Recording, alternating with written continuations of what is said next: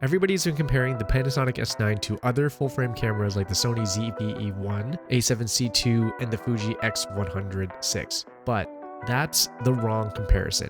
Because the real story isn't how it stacks up to all of those other cameras, but instead, how far Panasonic has come from the GX85.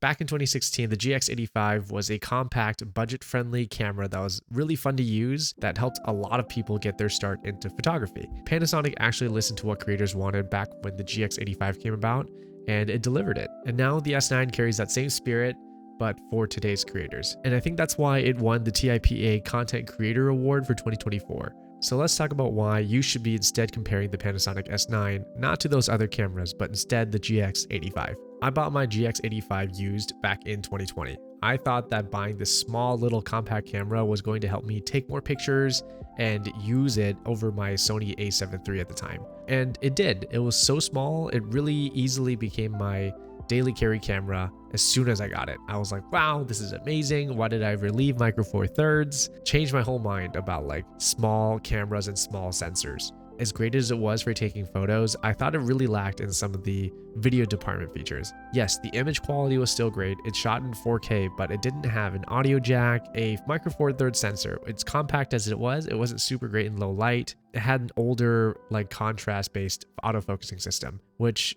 was fine if you're shooting in 1080p, but once you like bumped it up to 4K, it would kind of start hunting and, lose focus all the time. While it was awesome for stills and it made me take more pictures, I thought the video capabilities of this camera was less intuitive than the photo portion, which, was fine at the time, and creators learned to get around it and still made amazing content with that camera. But fast forward a few years, I feel like the landscape has completely changed. Creators now want better video tools, faster workflows, cameras that connect seamlessly to your phone, and like instant gratification, get things done immediately. And most importantly, they want something affordable. As most other camera brands were building bigger, heavier, more expensive cameras, Panasonic actually did something else.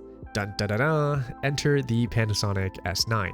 At $1,500 brand new and even like $1,000 used, I picked mine up on eBay for like $1,100 with tax. It was one of the smallest, most affordable full-frame cameras that you can get at this price range. It weighs in at about 486 grams, which is lighter than a lot of APS-C cameras out there and even rivals some Micro Four Thirds out there. And they fixed everything that held the GX85 back for video. They gave it a 24 megapixel full-frame sensor, 6K open gate recording, better audio codecs and an audio jack, and a whole bunch of other new features that never once creators had access to at this price range. If I were to be more specific, I think is the most important thing over the specs. It's actually the workflow. The whole entire campaign that the S9 launched with was shoot, scratch out, edit, and share, which for the first time, I feel like it wasn't a bunch of mumbo jumbo.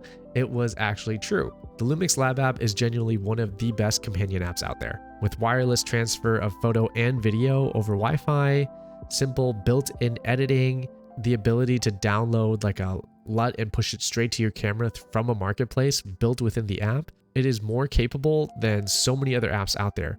But my favorite feature by far has got to be the auto transfer. Pretty much just connect your phone straight to your Lumix camera, and then you just check a box, and then you can put your phone back in your pocket. And while you're out shooting, it quietly sends all those clips and those JPEGs directly to your phone without you ever having to do anything.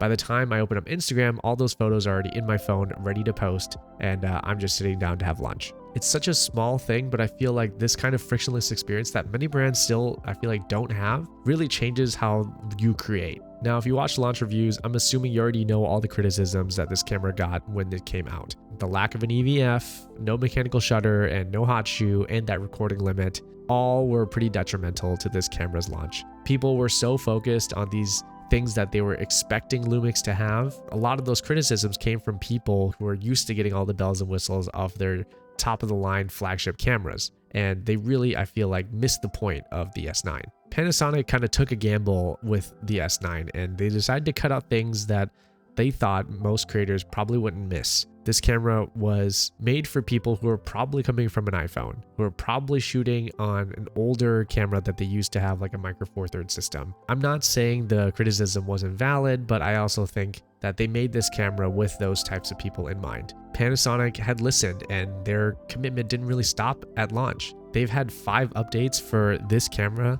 since it came out. They've already fixed the no recording limit. You can now record an unlimited amount onto the camera, and it'll just give you a warning as soon as it gets too hot. They have added multiple frame markers. They've also optimized the camera so it boots up way faster. This kind of ongoing support is quite rare in the camera industry, and I feel like they could have just as easily made a Panasonic S9 II, left this one behind, and forgot about updating any of their cameras, but they didn't. To me, it feels like the way their ethos as a company is, they're focused on giving creators a great experience, and if things don't work out at launch, they will do whatever they can and optimize the camera in the next few software releases in order to make that happen. And that's something I can definitely get behind. Panasonic really saw this camera and realized that, like, okay, this is going to be a platform, we're going to keep it around, and it's not going to just be a one-off. And I think that matters. So this is where the comparison starts to make sense. The GX85 was an entry point for so many of us, myself included,